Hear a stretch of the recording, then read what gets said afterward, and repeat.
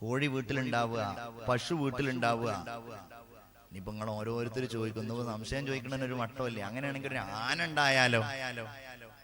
അതിവിടെ ഉണ്ടോ ആന?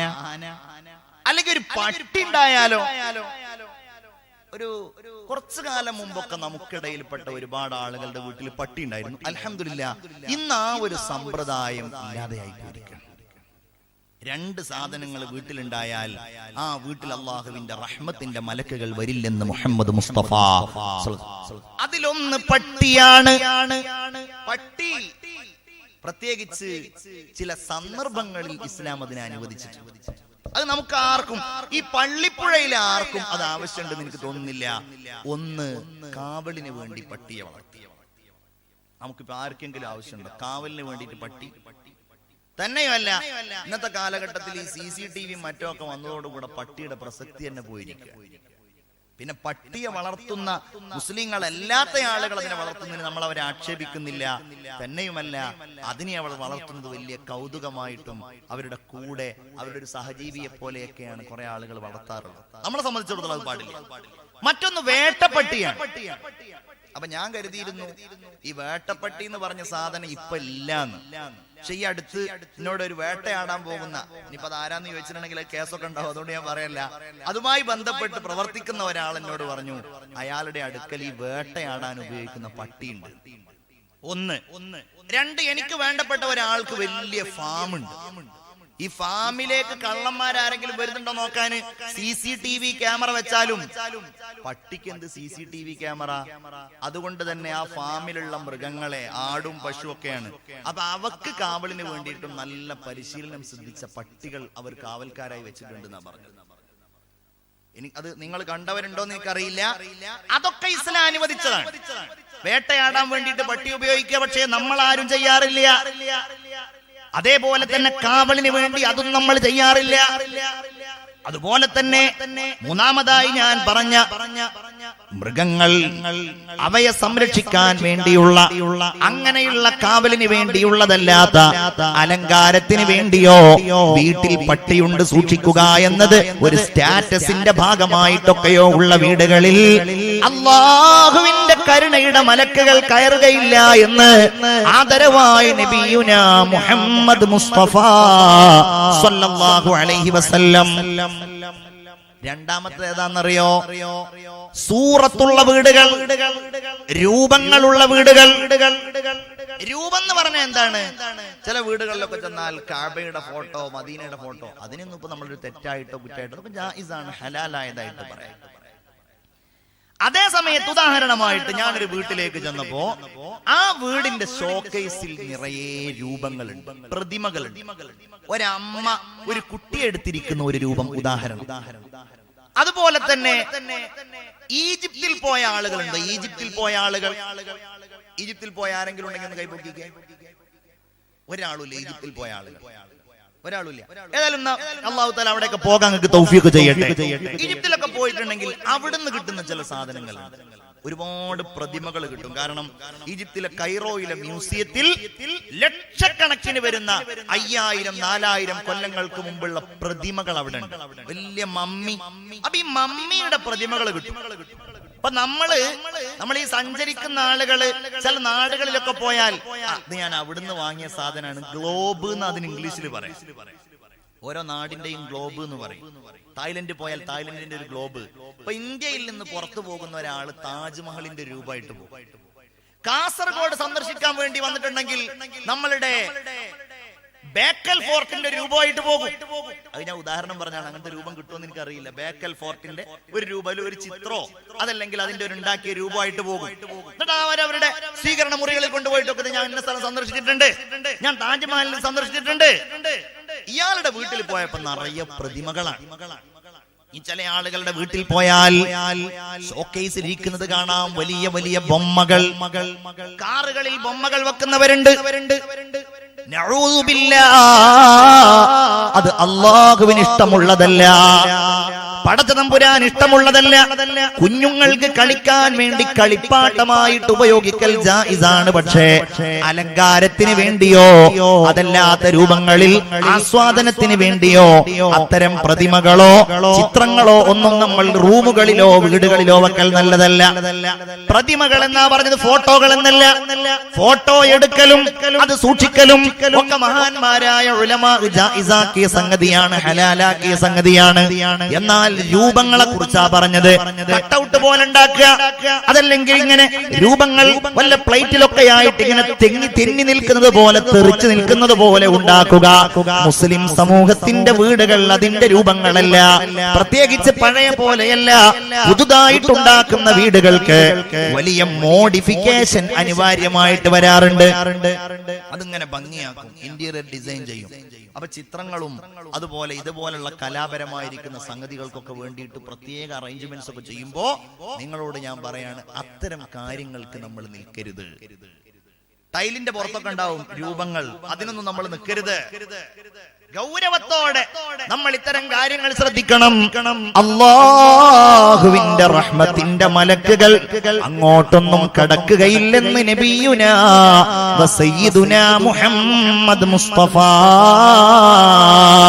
സല്ലല്ലാഹു അലൈഹി വസല്ലം. എന്റെ പ്രിയപ്പെട്ട മുഅ്മിനീങ്ങളെ, അല്ലാഹു തമ്പുരാൻ നമുക്ക് നൽകിയ വീടുകൾ നിൽക്കുന്ന ഭൂമി, ആ നാട്, ഇത് കഴിഞ്ഞാൽ ഒരു വീടിന്റെ ഏറ്റവും വലിയ മഹത്വം ആ വീടിന്റെ അയൽവാസികളാണ്.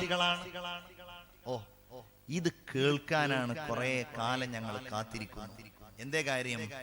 അയൽവാസി, ഞങ്ങളുടെ അയൽവാസി എങ്ങനെയാണ് ഞങ്ങളോട് പെരുമാറേണ്ടതെന്ന് കേൾക്കട്ടെ.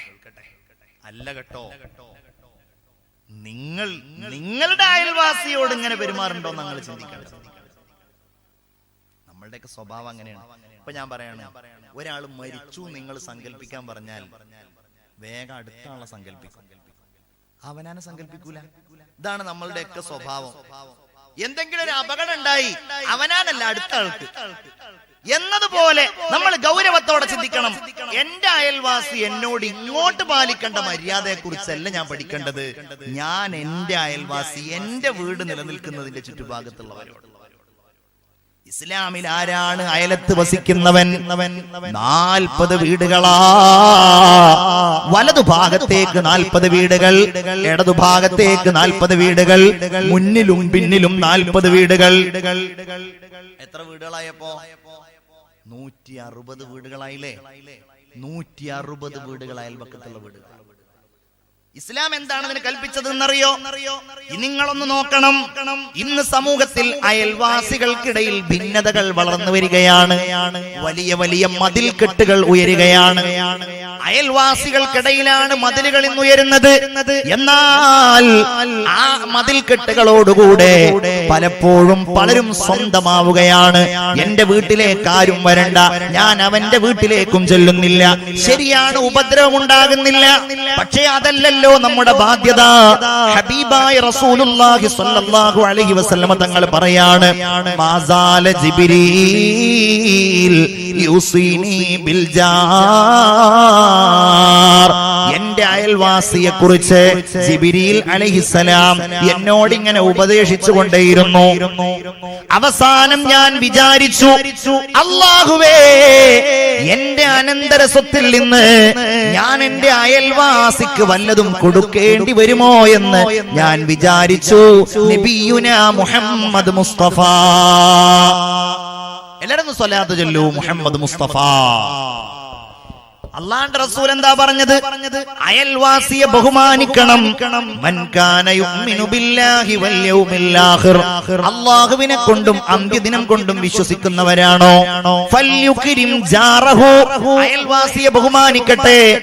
നിന്റെ വീട്ടിലേക്ക് നീ വല്ല മിഠായിയോ നീ വല്ല പഴങ്ങളോ കൊണ്ടുവരികയാണ് എങ്കിൽ ഒരിക്കലും അതിന്റെ തൊലികൾ നീ നിന്റെ വീടിന്റെ പുറത്തിടാൻ പാടില്ല. കാരണം അയൽവാസിയുടെ കുഞ്ഞുങ്ങൾ വന്നാൽ അവർക്ക് അത് വിഷമമാകും. എന്റെ പ്രിയപ്പെട്ടവരെ, ഹബീബായ നബി എന്താ പറഞ്ഞത്? നീ നിന്റെ വീട്ടിൽ വല്ല ഭക്ഷണവും വല്ല കറിയും പാകം ചെയ്താൽ നീ അതിൽ കറിയിലുള്ള വെള്ളം കുറച്ച് വർദ്ധിപ്പിക്കണേ.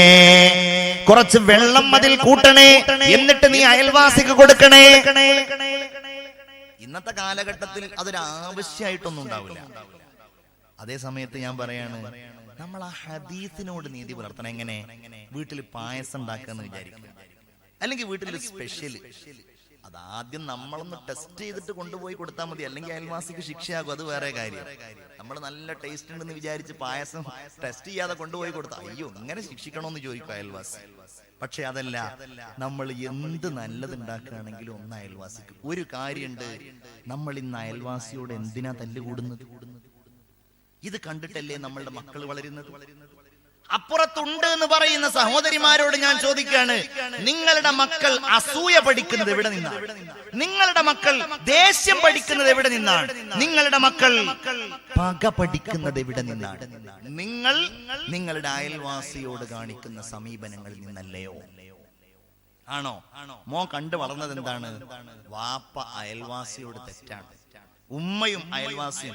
ഇതൊന്നും അൽഹംദുലില്ലാ ഇത്തരം പ്രവണതകളൊന്നും ഇല്ലാത്തൊരു നാട്ടിൽ വന്നിട്ടാണ് ഞാൻ ഈ സംസാരിക്കുന്നതെന്നാണ് എന്റെ പ്രതീക്ഷ. അള്ളാഹു തൗഫീഖ് ചെയ്യട്ടെ. എന്നാ എനിക്കറിയാവുന്ന എത്രയോ സംഗതികളുണ്ട് നമ്മളുമായി ബന്ധപ്പെട്ട്, എത്രയോ ആളുകളുടെ. ഒരു മരത്തിന്റെ കൊമ്പ് ഇങ്ങനെ വളർന്ന് അയൽവാസിയുടെ വീട്ടിലേക്ക് വന്നതിന്റെ പേരിൽ പോലീസ് കേസ് ഉണ്ടായി. മനസ്സിലാകുന്നുണ്ടോ? ഒരു മരം വളർന്ന് വളർന്ന് വളർന്നത് കുറച്ചും കൂടെ വലുതായി, അവസാനം അതിർത്തി ഭേദിച്ച് ഇങ്ങോട്ട് വന്നു. അതോടെ അവര് തമ്മിൽ ഭയങ്കര അടി. ആലോചിച്ച് നോക്കി നിങ്ങൾ, 1 ഇഞ്ച് ഭൂമിക്ക് വേണ്ടിയിട്ട് കലഹം. ഇയാള് മതിൽ കെട്ടാൻ ഒരുങ്ങിയതാണ്. അപ്പൊ ഇങ്ങനെ വരുമ്പോ അതിന്റെ പിന്നെ ഈ പഴയ കാലത്തുള്ള അതിർത്തികളൊന്നും ചിലപ്പോ അത്ര സൂക്ഷ്മാവൂല. അങ്ങനെ ബഹളം. എന്താ കാര്യം? 1 ഇഞ്ച്, ഒരംശം, ഒരൽപ്പം. നാളെ അങ്ങ് മരിക്കുമ്പോ എല്ലാം കൂടെ ഈ ഇഞ്ചടക്കം കൊണ്ടുപോവല്ലേ? ഇത് കണ്ട് വളരുന്ന നമ്മുടെ മക്കൾക്ക് എങ്ങനെയാ പകല്ലാതിരിക്കുക?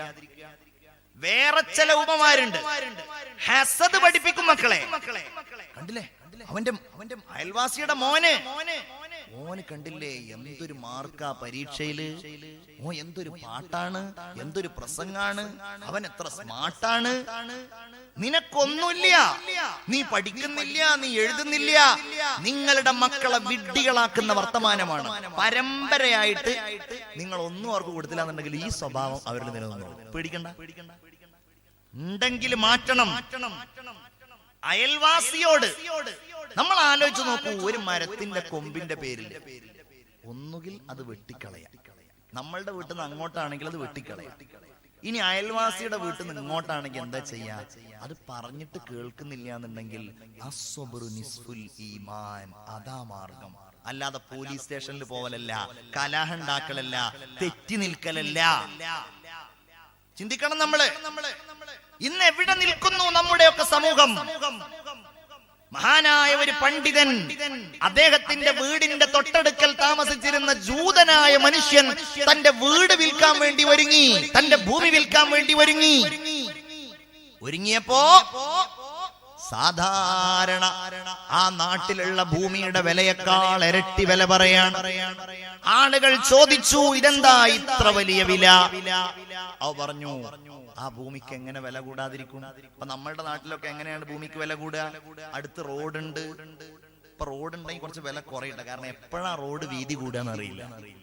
റോഡുണ്ട്, തോടുണ്ട്, പള്ളിയുണ്ട്, അതുപോലെ മദ്രസ ഉണ്ട്, ഇങ്ങനെയൊക്കെ പറഞ്ഞിട്ടാണല്ലോ.